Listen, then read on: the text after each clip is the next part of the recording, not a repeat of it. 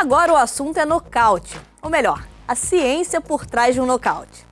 Sabe aquela história que um soco dado em alguns pontos da cabeça desligam qualquer um? Será que é verdade?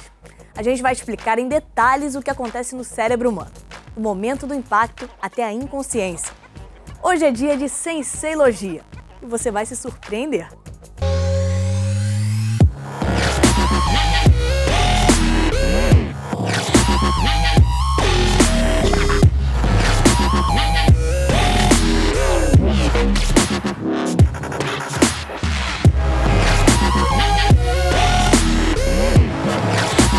Ver um nocaute é uma coisa impressionante.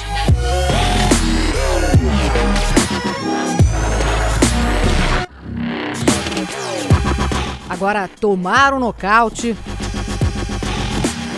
O golpe é tão rápido que faz pum. Não sabia nem onde é que tava. Mandei ligar pra minha mãe umas 10 vezes. É como se fosse um choque. Quando você vê... Mandei ligar pra minha namorada umas 15. Bem tudo branco. Aí Jonas olhava, pô, tu acabou de falar com tua mãe, irmão. Porra.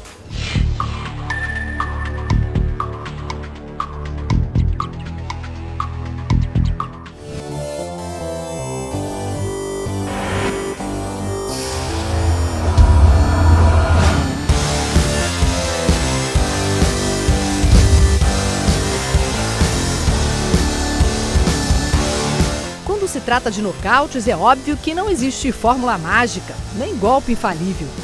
Mas no mundo da luta, alguns atalhos são bem conhecidos. If I could hit, anybody anywhere to knock them out, it would be in the chin. Você, por experiência, no queixo é um lugar onde se realmente nocauteia e na fonte. São os lugares onde eu derrubei mais gente. Tem pontos que terminam a luta.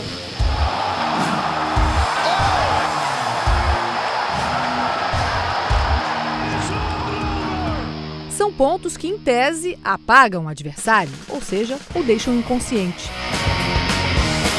It'll be the light switch. Esquerda ali por cima, boa sequência, trabalhou. Mas como é que a ciência explica isso? Será que esses interruptores existem de verdade? Não tem absolutamente nada a ver com terminações diretas na cabeça ou no crânio. Tem simplesmente a ver com o movimento da massa encefálica em relação ao movimento do crânio após a pancada.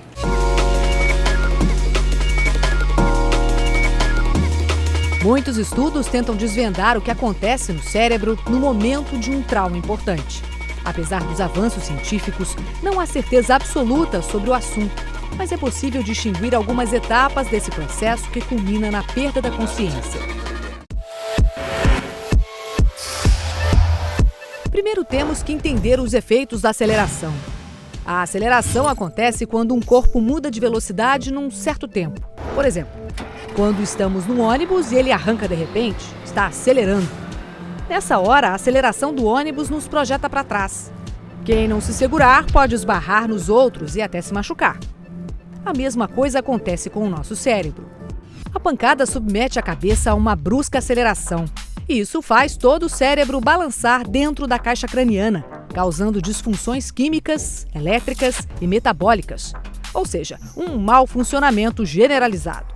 Esse trauma pode romper fibras nervosas em todo o cérebro, inclusive fibras entre o córtex cerebral e o tronco encefálico.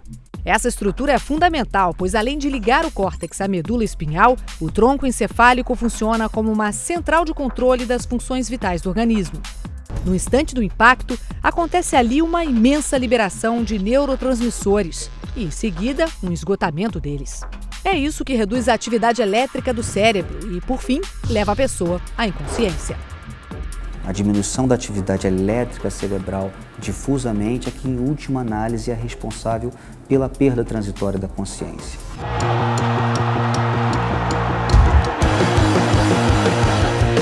Na medicina, tecnicamente, todo nocaute é uma concussão cerebral. Ou seja, imediatamente depois do impacto, parte das funções cerebrais são interrompidas por um curto espaço de tempo, até que retomem a atividade normal. Você tem dificuldade de seguir comandos, não entender direito o que está sendo dito, uma fala arrastada. Então, esses são os sintomas de concussão cerebral, que é uma lesão cerebral sem nenhuma evidência. Se você fizer uma tomografia, ressonância, você não tem evidência de lesão. Às vezes estava lutando, tomei um golpe, vi tudo branco, se perde um pouco o sonido, de a pouco volta o sonido e você de reflexo continua na postura da luta, está lutando, mas esse segundo você está nocauteado. Para os médicos, os sentidos são prejudicados porque o golpe afeta o cérebro como um todo de maneira espalhada.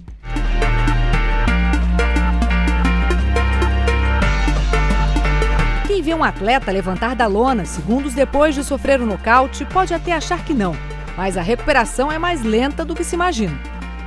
Pode durar até uma semana, 2 semanas ou até mais. E aí tem zumbido no ouvido, tinnitus, visão turva, dor de cabeça crônica, insônia, dificuldade de concentração. Mudou o oponente. Mudou. Acordou agora. Ele agarrou o Steve Mazzagatti. Outro efeito comum de um nocaute é não lembrar bem o que aconteceu. Na verdade, eu lembro algumas partes, eu olhei assim, eu vi um monte de gente em pé, aí eu fiquei olhando pro Rodrigo e falei, ué.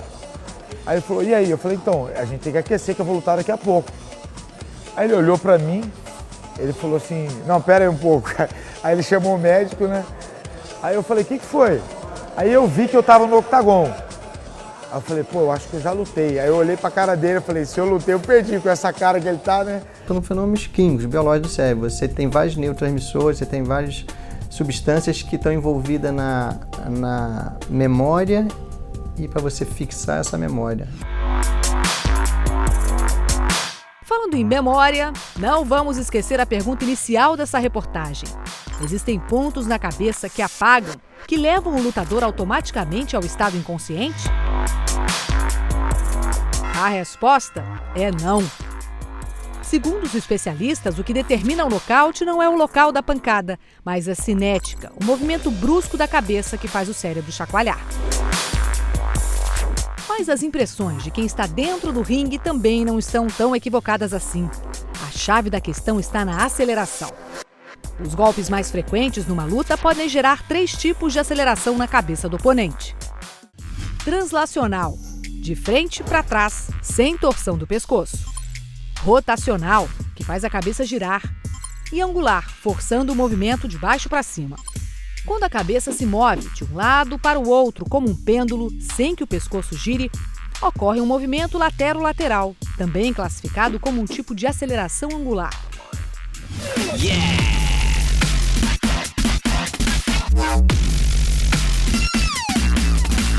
A ponta do queixo, de fato, é um alvo valioso.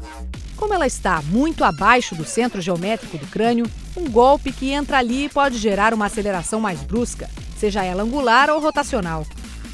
E essas são as mais perigosas, porque são as que mais chacoalham o cérebro e mais sobrecarregam o tronco encefálico responsável pela consciência.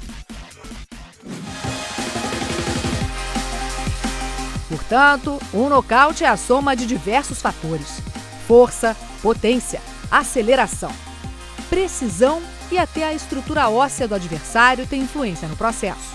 Cada golpe uma possibilidade, cada nocaute uma história. Seja como for, os nocautes vão continuar levantando os fãs, impressionando o público e assombrando quem é vítima.